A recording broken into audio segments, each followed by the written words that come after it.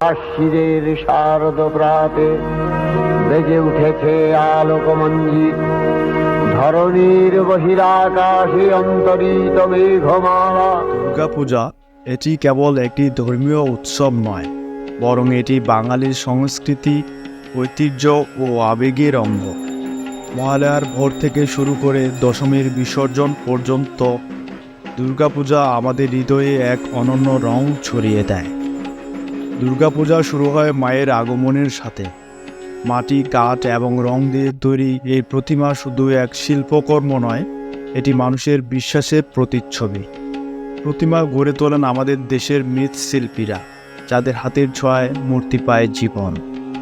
মহালয়ার ভোরে দেবী দুর্গার আহ্বান হয় চণ্ডী পাঠের মধ্য দিয়ে। এই দিনটিতে দুর্গাপূজার সূচনা হয় এবং আমরা জানি মা আসছেন আমাদের মাঝে।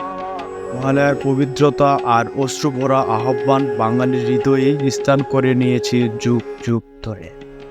ষষ্ঠী থেকে দশমী এই 5 দিন মণ্ডপে পূজা, অঞ্জলি আর আরতির ধ্বনি আমাদের একত্রিত করে। ঢাকের আওয়াজে মায়ের কাছে প্রার্থনায় মেতে ওঠে পুরো সম্প্রদায়। পূজার এই আনন্দ শুধু ধর্মীয় নয়, এটি মানুষের মিলনের এক উৎসব। পূজার রাতগুলোতে আলোকসজ্জা এবং ভিড় এক অনন্য পরিবেশ সৃষ্টি করে।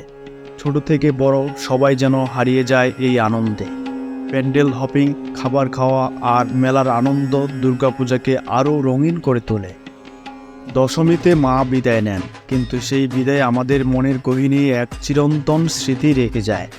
সিঁদুর খেলা, বিসর্জন আর চোখের কোণায় অশ্রু, এই সব মিলিয়ে বিজয়া দশমী আমাদের হৃদয়ে আবেগের স্মৃতিতে পরিণত হয়।